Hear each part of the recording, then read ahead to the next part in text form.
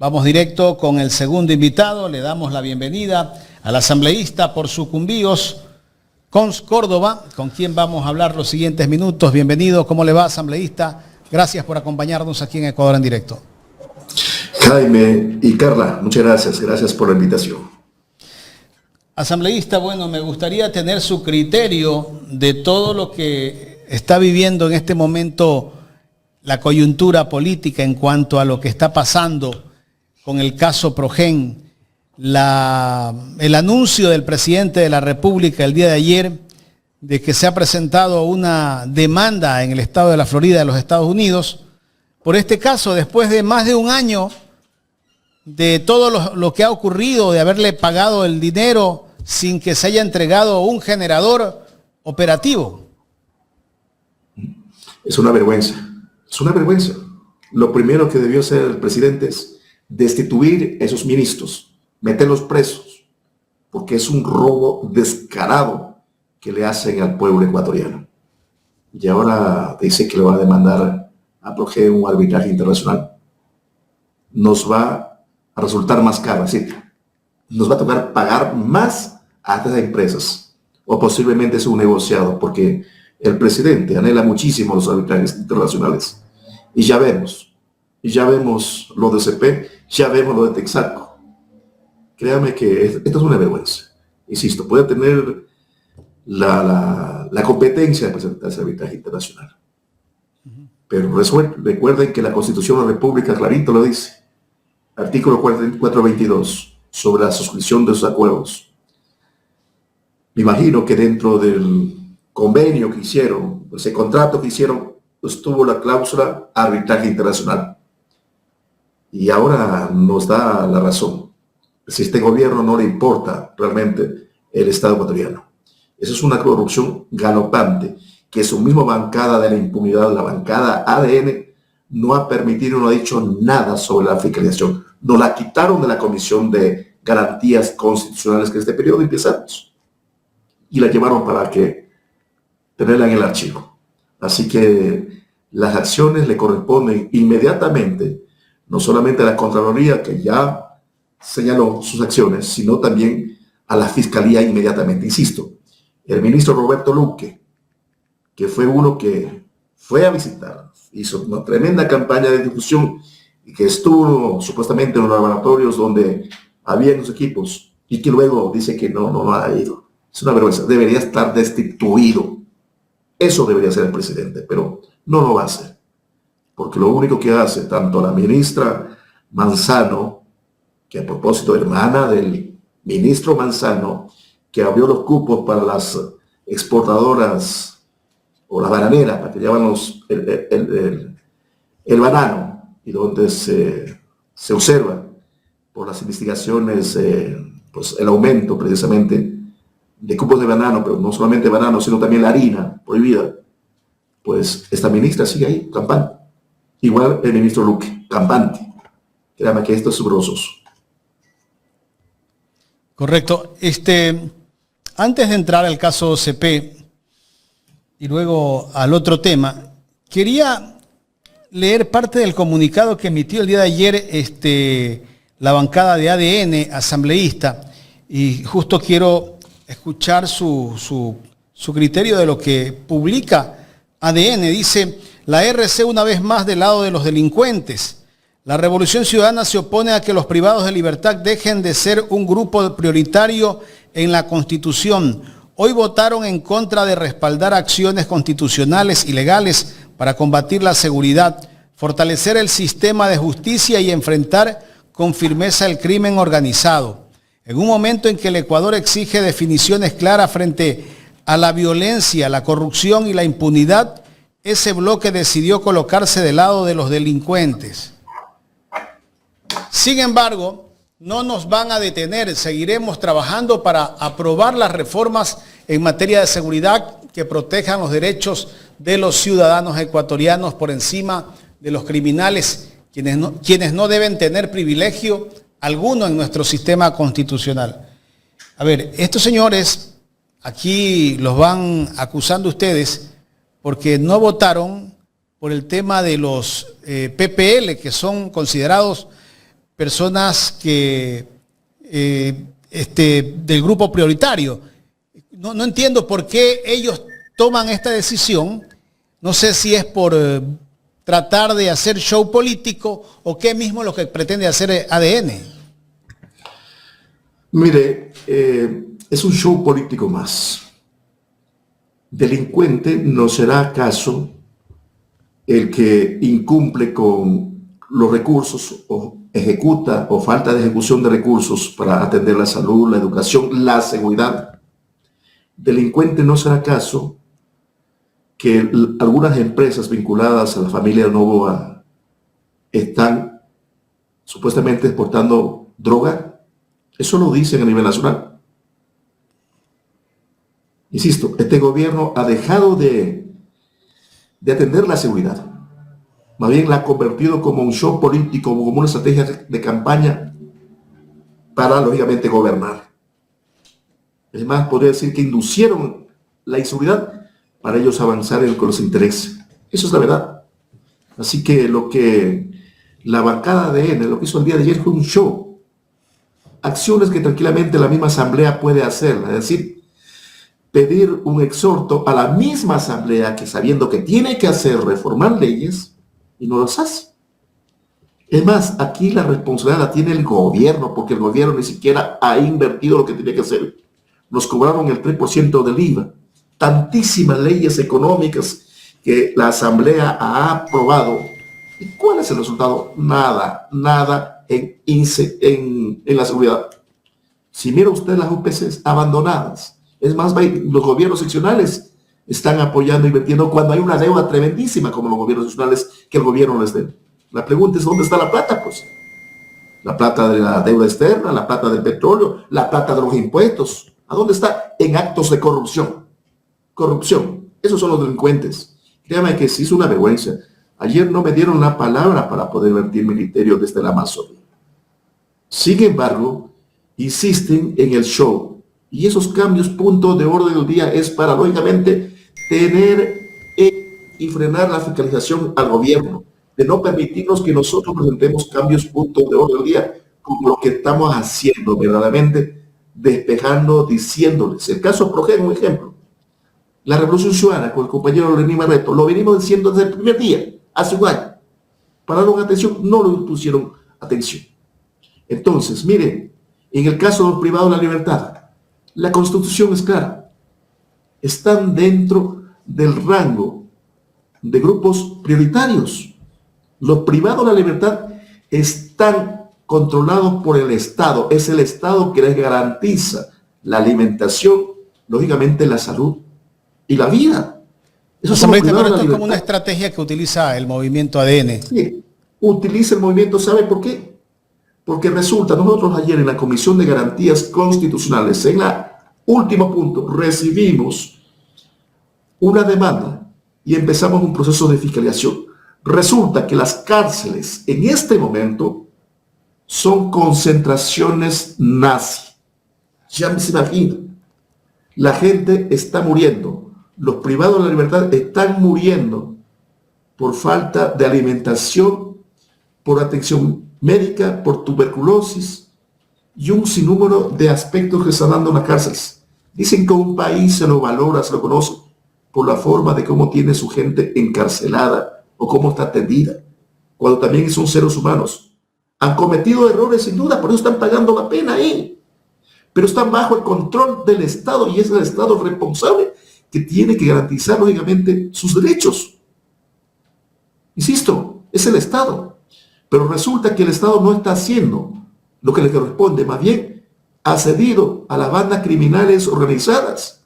Y en los pabellones no están controlados por el Estado, sino están controladas precisamente por las organizaciones criminales. O miren la fuga de cuántos detenidos o cuántas cabecillas se han fugado en estos últimos gobiernos.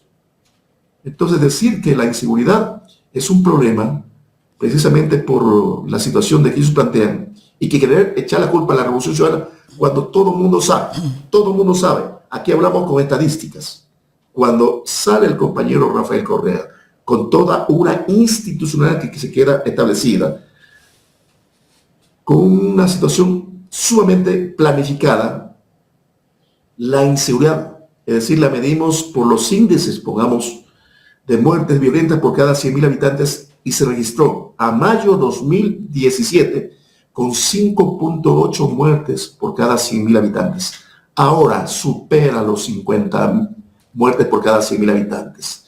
Nos convertimos siendo el quinto país más inseguro del mundo, posiblemente el primero más inseguro en América Latina. Esa es la verdad, esa es la negligencia. Lo que hicieron el día de ayer es tapar la ineptitud, la negligencia del gobierno y querer escudar y querer seguir echando la culpa a la Revolución Ciudadana. Ya el pueblo no le cree, nunca entendieron o no van a entender lo que el mensaje les dio el pueblo el pasado 16 de noviembre en la consulta popular. Por más que nos quieran seguir echando la culpa, peor se hunde y el pueblo más bien les tiene ya odio porque utilizan a la inseguridad y utilizan la persecución para lógicamente tapar su negligencia. Asambleísta, pasando a otro tema, el caso OCP, ¿cómo está ese tema? ¿Hay una posible concesión que se firmaría en este gobierno o ya se firmó? Mire, la fiscalización que hemos iniciado el 3 de diciembre, que la vez pasada en la intervención aquí en este medio lo hablamos. Sin embargo, hay un alcance que debo hacerlo. El 3 de diciembre iniciamos el proceso de fiscalización en la Comisión de Garantías Constitucionales. La semana pasada, en ese proceso mismo, remitimos a una solicitud para que se realice un examen, un control especial sobre este caso a la Contraloría General del Estado. Entiendo que debe ya respondernos al respecto y debe correr inmediatamente, porque hay la devolución de las garantías efectivas de $100 millones que el Estado, que el gobierno le devuelve a OCP, sabiendo que tiene pendientes que tienen que ver con derechos laborales, que tienen que ver con pasivos ambientales, que tienen que ver con acciones de protección sobre contaminaciones causadas por OCP. Y segundo, sobre la reversión de ese contrato nocivo para el país. Cerca de $1.500 millones si es que renuevan, tal como están las condiciones actuales, como han propuesto, que solamente los 20 años tienen que darle al Estado ecuatoriano $450 millones, cuando todos sabemos, de acuerdo a la información estadística, que OCP solamente por el transporte del petróleo ecuatoriano cada año recibe $150 millones. Y si sacamos esos 450, dividimos para los 20 años, resulta que solamente nos estarían reconociendo 22 o máximo 23, 25 millones de dólares por año. Es una pérdida total, porque los oleoductos de crudo pesado, toda la infraestructura ya es del pueblo ecuatoriano. Insisto, pero resulta el gobierno quiere renovar ese contrato con la empresa Pampa Energy, una empresa cantonada en Argentina que es la responsable o apoderada de OCP, que tiene todo un apoyo del presidente Milei y que posiblemente, lo digo posiblemente, esté relacionada con acuerdos con la ex fiscal Diana Salazar. Y claro, la pregunta es, y todos nos hacemos la pregunta, como hay un litigio que la empresa Pampa Energy Limited, apoderada de OCP, le puso al Ecuador ahora en mayo de 2025, ese litigio, ese arbitraje internacional debió terminarse. Y nos causa sorpresa que el 3 de noviembre de este año, mientras estábamos en la consulta popular, el gobierno le estaba devolviendo las garantías. Entonces, ¿cuál es el acuerdo que llegaron? ¿O es que el acuerdo fue que paguen las garantías, devuelvan las garantías, a cambio le renovamos el contrato? Insisto. ¿De cuántos eran las garantías, asambleísta? Las garantías son de $100 millones en efectivo. Esas reposaban ahí. Y para que la población nos entienda bonitamente, mire, hagamos el ejemplo de una casa, de un arrendatario. Un arrendatario, ¿qué hace? El que tiene la casita arrienda una casa, ¿no es cierto? Pero cuando arrienda, pide también una garantía por si acaso se dañe la pintura, la fachada. Y al final, cuando sale ya la persona que arrendó, sale, deja la casa, lógicamente se devuelve la garantía siempre y cuando la casita quede limpia. Es eso lo que debió hacer OCP debió entregar, revertir ese proceso de entrega de todos los bienes de OCP al Estado ecuatoriano, como reza precisamente la concesión, subsanando todos sus pendientes, y eso no hizo OCP. Así que por estas razones hemos iniciado la fiscalización, a la reversión, a la prórroga, pero también a la devolución de las garantías económicas, a esos pasivos ambientales, pendientes laborales y también a la renovación posible del contrato. Y todo el pueblo debe estar pendiente, porque este caso se está convirtiendo igualito otro negociado posible de la familia Noboa. Insisto, igualito al caso la venta del Campo Sacha, que gracias al pueblo, a la activación de la gente, se pudo detener eso. Sin embargo, en el caso OCP, resulta que la misma empresa o los mismos consorcios de abogados que estuvieron ligados con el caso de El Ordeño, con el caso de Amonaime, que en la venta del Campo Sacha, son los mismos abogados que ahora representan a la empresa Pampa Energy Limited, apoderada de OCP. Y es Ahora, la misma empresa. Este posible contrato, ¿por qué tiempo sería? 20 años. 20 años. 20 años. Sí, sí. Déjeme decirle, ese mismo consorcio es el que defendió en el juicio político a la fiscal Diana Salazar. Entonces ahí hay todo un entramado que se debe fiscalizar y se debe transparentar. Insisto, renovar ese contrato con las mismas condiciones actuales que plantea el gobierno, pues sería nocivo. Además sería un robo descarado al pueblo ecuatoriano de más de 1.500 millones de dólares. Y las alarmas se prenden. Y la Procuraduría, como también la Contraloría, en especial la Contraloría, debería estar actuando inmediatamente. Nosotros, junto a la compañera Verónica Íñiguez, presentamos la denuncia. Con ella estamos trabajando tanto el proceso de fiscalización como el caso OCP, como también el caso Texaco 2, 3. Y, lógicamente, esperemos que al menos la población tenga conciencia y le diga al pueblo ecuatoriano, al gobierno, que eso no se puede hacer en el caso OCP. Es decir, insisto, renovar el contrato con las condiciones actuales sería precisamente lesivo para el pueblo ecuatoriano. Asambleísta, aprovechando que estamos hablando de estos contratos, no sé cuál es su criterio sobre la última resolución del pago que tiene que hacer el Estado ecuatoriano a la empresa Chevron, porque hemos visto claramente cómo ha tratado el gobierno de endilgarle esa responsabilidad al gobierno del expresidente Rafael Correa y cómo ha permitido, ¿no?, que se llegue hasta esta instancia y el Estado ecuatoriano no defender los intereses de todas estas comunidades de la Amazonía que salieron perjudicadas con el caso Texaco. Puntualmente, son tan ignorantes que ni siquiera leen el laudo arbitral, tanto del 2018 como el del 17 de noviembre de este año 2025. Ahí nada tiene que ver y nada dicen, ni una sola palabra sobre la interferencia que ellos dicen del presidente Rafael Correa, ni de la Revolución Ciudadana. Nada. Lo único que el arbitraje internacional señala que el Estado ecuatoriano no debía permitir, supuestamente, la denuncia por parte de los campesinos indígenas que están afectados, que han sido vulnerados sus derechos por la contaminación, por el genocidio ambiental y social causado por la Texaco en sus tiempos acá.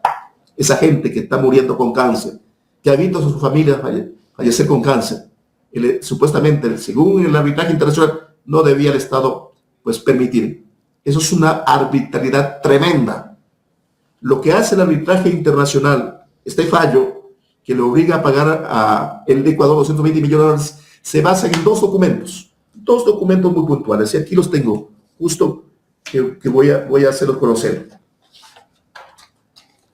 Se trata de un acuerdo firmado en 1995, cuando estaba el gobierno del señor Sixto Durán Ballén, y en ese tiempo el ex vicepresidente, el señor Dajid, es Alberto Dajid, si no recuerdo, sí, señor Dajid, y lógicamente todos los responsables tanto de Petroecuador, Petroproducción en ese tiempo, son los que firman un acuerdo con Chevron Texaco, en ese tiempo Texpex, que es una filial de Texaco, para que hagan la remediación ambiental, y en ese documento se comprometen a que el Estado ecuatoriano no debe seguir ninguna demanda contra la petrolera, y luego la ratifican en 1998 en el gobierno de el señor Yamil Maguad.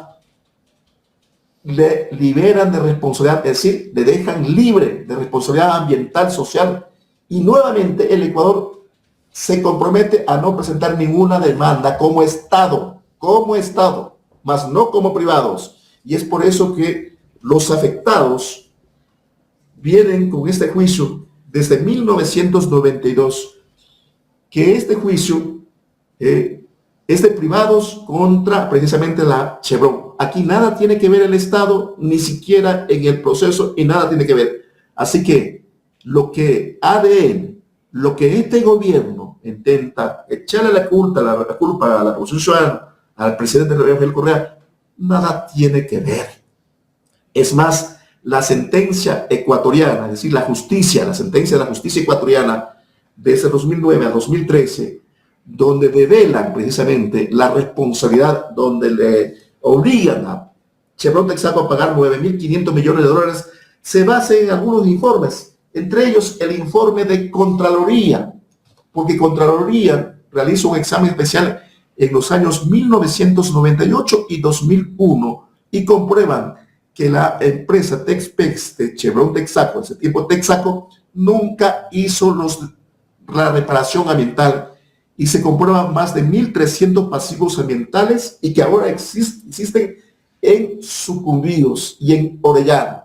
Y por lo tanto, en base a un acuerdo que firmaron con el Fondo Monetario Internacional para que venga ahora en el 2018, perdón, al Ecuador, forman parte precisamente de que a la empresa Texaco la liberen de responsabilidad, es decir, que le perdone la deuda a la empresa Texaco. Y eso es terrible. Por eso vemos al Procurador General del Estado en esta semana en Teleamazonas que salió no a defender al pueblo ecuatoriano, sino a defender la transnacional, pues, diciendo que al final, que si es que quieren los demandantes pueden hacer demandas luego. Esto es una traición a la patria, asambleísta, definitivamente, ¿no? Han traicionado a la patria, han traicionado a los ecuatorianos, han traicionado a las comunidades amazónicas. Y sí es bueno decirle al pueblo ecuatoriano, usted lo decía hace un momento, que no ha habido la remediación, a decirles que hay familias enteras que se destruyeron, niños con malformaciones, gente enferma, con cáncer, con enfermedades degenerativas, y lo que se hizo más bien el gobierno del presidente Correa fue exponerle al mundo, ¿no?, lo que pasaba en estas comunidades del Ecuador y cómo pues estas grandes empresas no querían hacerse responsable, ¿no?, de este proceso. Mire, para los ciegos de corazón, la gente que ha vivido de las desgracias del pueblo, van a decir todo lo contrario. Cuando Chevron Texaco estaba llevándose ese proceso del juicio político en Estados Unidos, recuerden que los demandantes plantean este juicio en Nueva York, en las Cortes de Nueva York. Y la justicia estadounidense, al igual que Chevron, plantean que ese juicio se ha tramitado en el Ecuador, en la justicia ecuatoriana. Chevron Texaco se compromete a respetar la decisión de la justicia ecuatoriana antes de venir acá. Pero cuando ya miran que el juicio, precisamente acá en el Ecuador, se desarrolla y les obligan a pagar 9.500 millones de dólares, Chevron Texaco empieza a levantar y a crear una serie de acciones y denuncias y, lógicamente, a lastimar la justicia ecuatoriana, pero no solamente la justicia ecuatoriana, sino la dignidad del pueblo ecuatoriano y del Estado ecuatoriano. Pero el gobierno dice que hay que sentirnos contentos porque incluso han logrado bajar la cantidad que tiene que pagar el Estado ecuatoriano, como usted le decía, de 900.000 a 200.000. Pero ¿cómo podemos estar contentos y aplaudirle a un gobierno que no ha defendido la vida? Porque lo que se perdieron y lo que ha pasado es que se van a seguir perdiendo vidas. Es una vergüenza que el gobierno y el Procurador General del Estado estén celebrando, que ya no son 3.000, sino 220 millones de dólares, que tan solamente eso toca pagarle a la Texaco. Todo el pueblo ecuatoriano debería rechazar. ¿Por qué? Porque la Constitución de la República, que está vigente, en el artículo 422, léalo, señala que no puede haber precisamente los arbitrajes internacionales, no se debe firmar, salvo que sea en América Latina, el beneficio para el país soberano. Y resulta que quieren pagar 220 millones de dólares en estos momentos cuando demandamos en los hospitales, cuando demandamos de una seguridad, cuando demandamos de vialidad en Sucumbíos. Más de 6 meses incomunicados la vía Laguario Quito, sin solución específica de tener una vía con dignidad. Es más, los demandantes ni siquiera hasta ahora, imagínense, desde Los años 60 hasta ahora no tienen agua potable, ni siquiera letrinas donde viven, que están al ladito de pasivos ambientales y los pozos petroleros. Ese dinero bien puede servir precisamente para pagar. Así que ese laudo militar es ilegal. Pero escuchamos al procurador hablar con alegría, con entusiasmo. Oiga, aquí el procurador del Estado, este procurador debe rendir cuentas, porque este procurador llegó a arreglos, acuerdos, igual que el procurador Íñigo Salvador, que lo único que hicieron es beneficiar, es decir, el procurador Íñigo Salvador es uno de los responsables gravísimos en este caso. En vez de defender la sentencia, la justicia ecuatoriana, el país soberano lo que hizo a través de sendos oficios, enviar a la Corte de Justicia de Canadá, la de Argentina y de Brasil, para evitar la homologación de la sentencia ecuatoriana en esos países a fin de que la petrolera pague los 9.500 millones de dólares. Y así lo reposa en este documento que ustedes lo pueden estar viendo. Es un oficio fechado del 19 de junio de 2019 que le remite al presidente de la Asamblea Nacional, el señor Litardo, de ese tiempo, el procurador Íñigo Salvador, y le hace conocer de las acciones que está haciendo la Corte para buscar de que el arbitraje internacional del laudo le rebaje la pena al Ecuador. Entonces, cuando digo este tema, este procurador actual, porque es el que llega a las negociaciones, debe haber un proceso de negociación, le bajan a 220 millones de dólares. Pero resulta que los árbitros, precisamente, le sentencian al Ecuador a que tienen que pagar por los gastos que cometió Texaco en su defensa aquí en el Ecuador, en Argentina, en Brasil, en Canadá y también en Países Bajos por esa sentencia. 220 millones de dólares. ¡Qué terrible! Además, las aseveraciones hechas por el procurador dejan en desacierto la justicia ecuatoriana, imponen en riesgo la seguridad ecuatoriana, pero también la soberanía y toda la institucionalidad. Esto es tremendo. Insisto, están operando a favor de la transnacional. El juicio, es decir, la sentencia del pago de 9.500 millones de dólares por el caso Texaco, está infirme en el Ecuador. Todas las instancias lo han dicho. ¿O es que quieren bajarse esa sentencia? Porque así deja atrever el procurador. Y eso sería lesivo, nocivo para todo el pueblo ecuatoriano. Asambleísta, queremos agradecerle por el tiempo brindado en esta entrevista. Muchísimas gracias. Gracias a ti, Jaime, y también Carla. Solamente decirles, en el caso Texaco, el día de ayer la Comisión de Garantías Constitucionales iniciamos el proceso de fiscalización. Esperemos que las próximas semanas se vea ya la comparecencia, no solamente del Procurador General del Estado, de la Ministra de Relaciones Exteriores, Ministra de Ambiente y Transición, y también, lógicamente, del Ministerio de Economía, porque ahí reposan los recursos. Entonces, estemos atentos, todo el pueblo ecuatoriano, a rechazar la actitud del gobierno. Lo único que hace es priorizar precisamente el pago a estas transnacionales, lo más irrisorio, pese a que el pueblo le rechazó en las 3 consultas populares los arbitrajes internacionales. Pese a todo eso, el gobierno nacional, el gobierno del presidente Noboa, el 8 de enero de 2025, en el decreto 501, pues vuelve y lo convierte al Ecuador en la sede oficial de la Corte Permanente de Arbitrajes Internacionales. Esto es terrible. O sea, es un abuso, un retroceso. Cuando saben que los arbitrajes internacionales lo único que nos hace a los ecuatorianos, robarnos la plata. Hoy más que nunca se necesita, es decir, un tratado vinculante. Gracias a ti, Jaime. Gracias. Gracias, asambleísta. Un tema que hay que dar a conocer, porque el pueblo ecuatoriano tiene que saber realmente quiénes son los que están traicionando a la patria, al pueblo ecuatoriano, comunidades afectadas, donde no se ha reivindicado ni sus derechos y donde se han perdido vidas.